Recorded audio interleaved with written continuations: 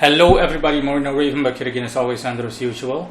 It's another geolocation chart that I'm going to cover this time, as you can tell based on the header of this video.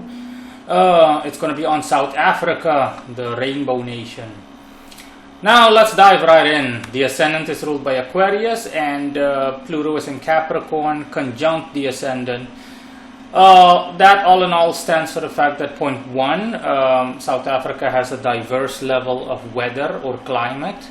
And point two, South Africa has a good deal of ocean surrounding it, both of which are correct, obviously.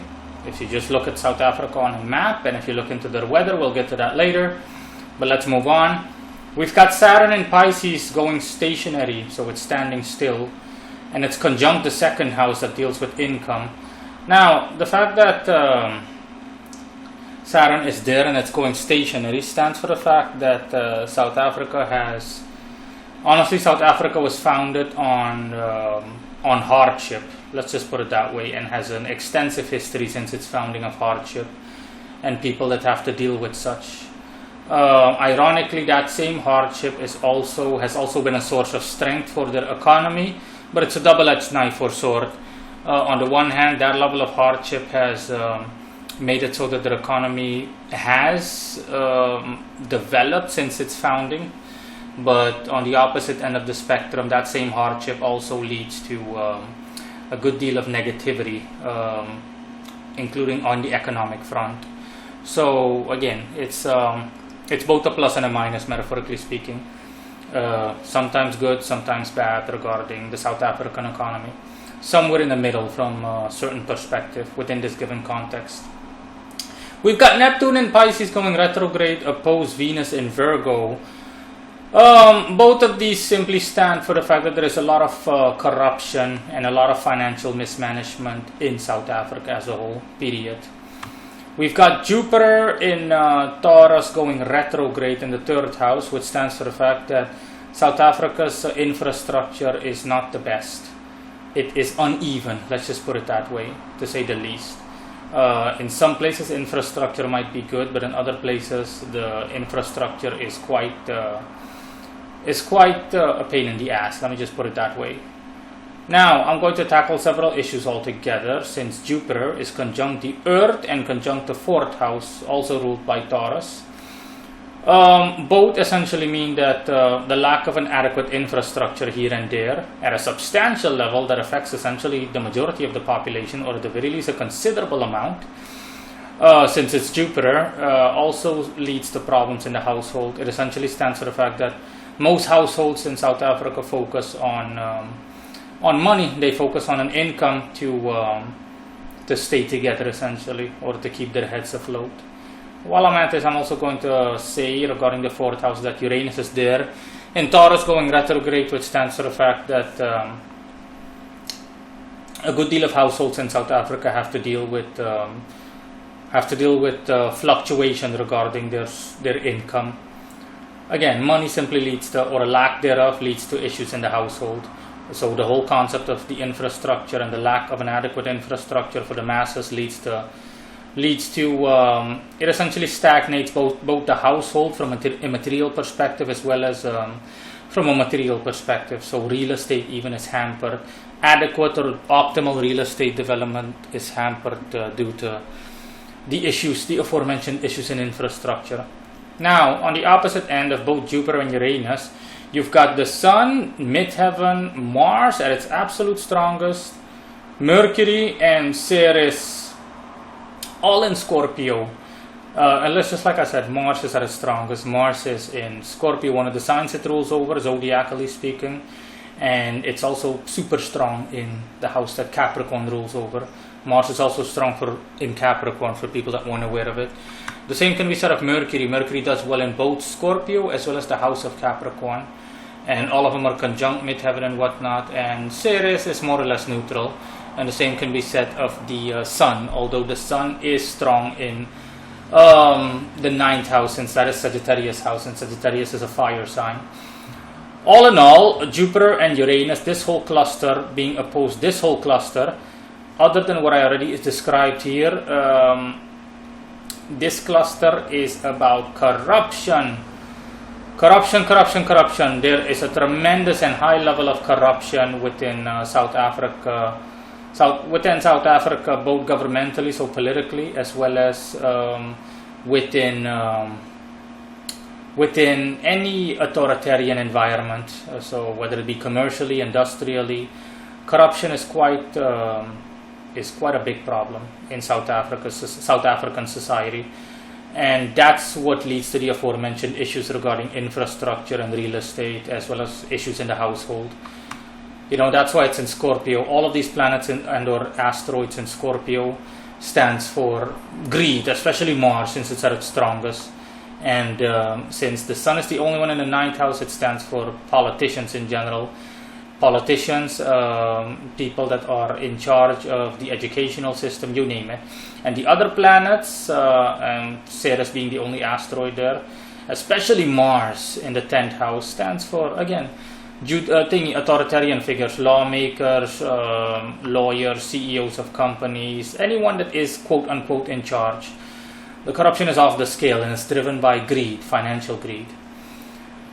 The moon is at its strongest in Cancer. It's in the 6th house, the house that Virgo rules over, and it's opposed Pluto in Capricorn in the 12th house, like I already said. That simply stands for the fact that the majority of people in the labor sector are women, either that or the people that make up South Africa's labor market primarily, or that stand out, are people that deal with all things of a lunar nature. So think of catering, so food, restaurants, anything that classifies as an edible, so something you can eat or drink, you name it.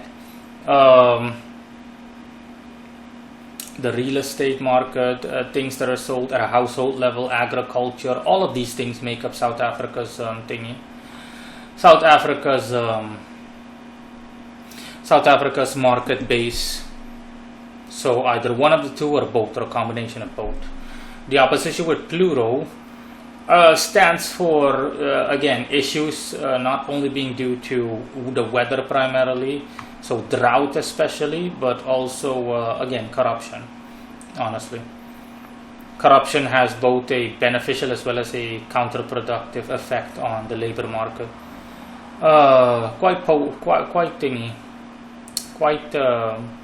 How should I put it?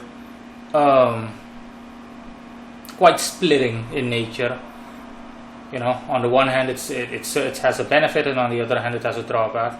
This chart is the only chart on any country that I've done, or empire or nation that I can remember that showed these charts. Quite unique. Now, Lilith and Juno, go away. Lilith and Juno are in Libra's house, the 7th house, and they're in Virgo. Especially Lilith doesn't function all too well in Virgo. It's one of the weakest signs it can be in, and it's conjunct the 8th house. This simply stands for the fact that people that engage in any relationship with each other, whether it's a marriage, a business relationship, a casual friendship, a BFF kind of situation, best friends forever, any relationship, anything that classifies as such, is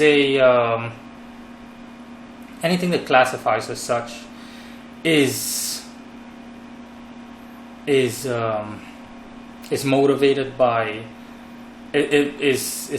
by finances, by money, especially for women, certain women, and so essentially love, bluntly put, or any relationship is motivated by women and the people in general, both men and women, but to a lesser extent men, and to a more extent women, a major extent women, a greater extent women, a greater extent women, sorry.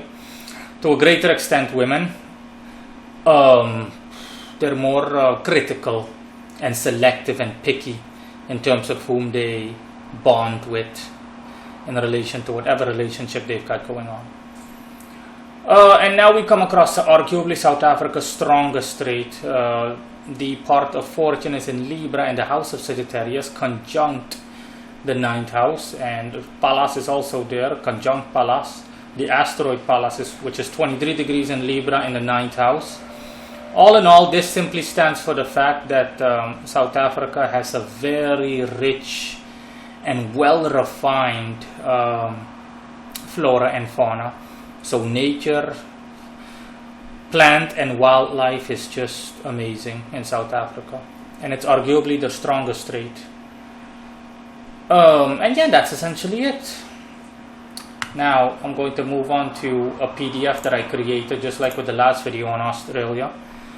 The geolocation chart I had on Australia.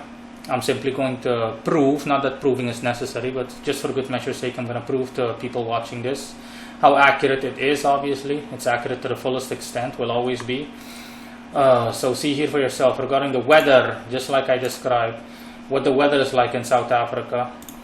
South Africa is a climate patchwork of warm coastal subtropics, hot deserts, humid highlands, snow-topped mountains, and an enclave of Mediterranean weather in the southwest. And here you see a nice picture of beautiful South Africa.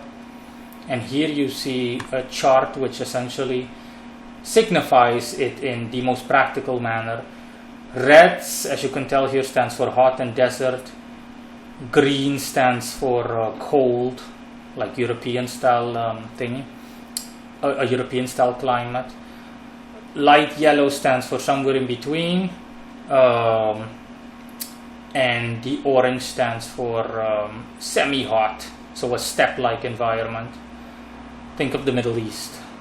And the pink stands for a desert environment that is cold.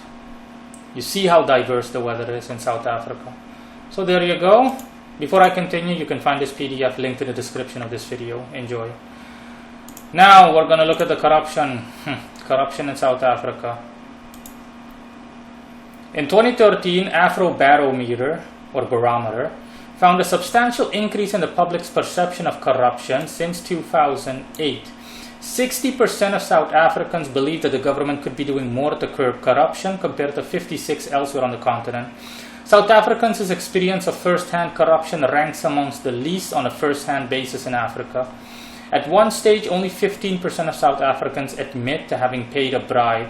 The average percentage of Africans having paid a bribe to government officials was around 30%. And while I'm on the subject of corruption, let me show you this video. Hold on.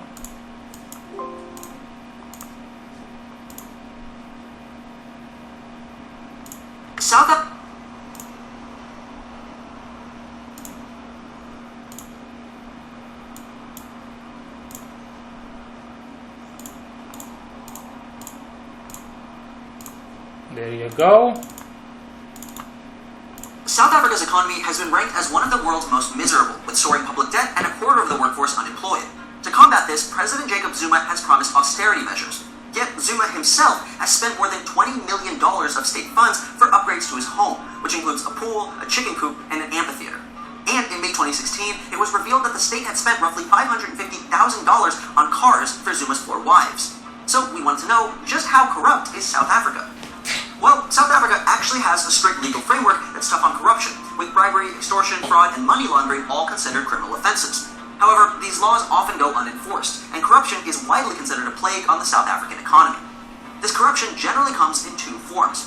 One is called tenderpreneurship, which is when a public official or other well-connected individual uses their high status to profit from inflated contracts, which are also called tenders. The practice is so prevalent that some economists say it's partially to blame for South Africa's stifled development and tarnished image as an attractive destination for foreign investment. In one of the most infamous cases of tenderpreneurship, Zuma and his former financial advisor received kickbacks from a multi-billion-dollar arms deal. In 2005, the advisor was found guilty of fraud and corruption, and Zuma himself faced more than 700 charges linked to the scandal. But in 2009, shortly before Zuma was elected president, all charges against him were dropped. Corruption again was the subject of public outcry in June 2016, when violent protests broke out in the city of Tshwane.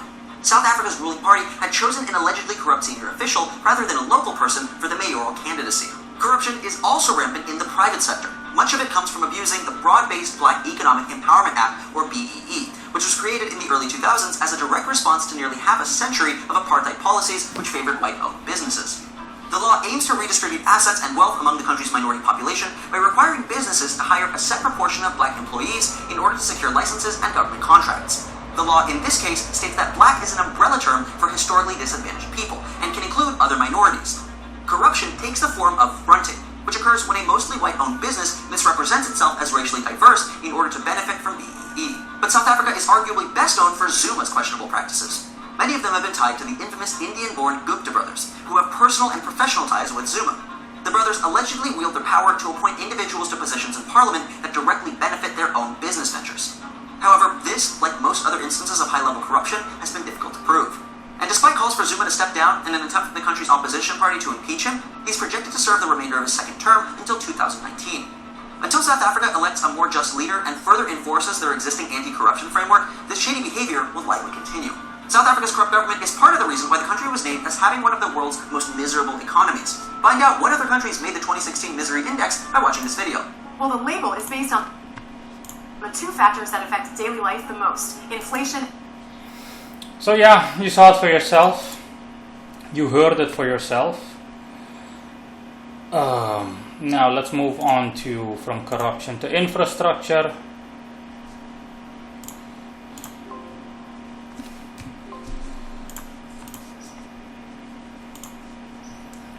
Yeah, this article is called The Widespread Economic Benefits of Infrastructure Development. Infrastructure development plays a key role in ensuring fast economic growth and alleviating poverty in South Africa. South Africa has a good core infrastructure network such as a transport system, power communications network, sewage and water. However, while there is a good core network, previously disadvantaged areas and rural areas don't have the same adequate infrastructure as developed communities due to high social inequality. The core difference between these communities affects the citizens who reside there, but also the economic development of South Africa. So yeah, in a nutshell, yeah, some areas have good infrastructure, a good deal of areas don't.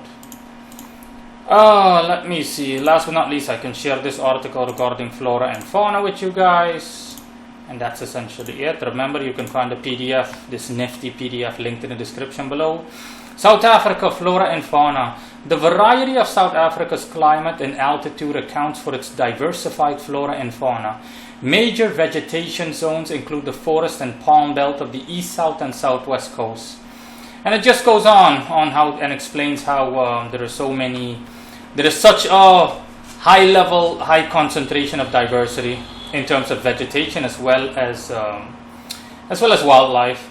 South Africa has over 25,000 species of flora, 200 species of euphorbia, 300 different kinds of heat, more than 500 species of grass.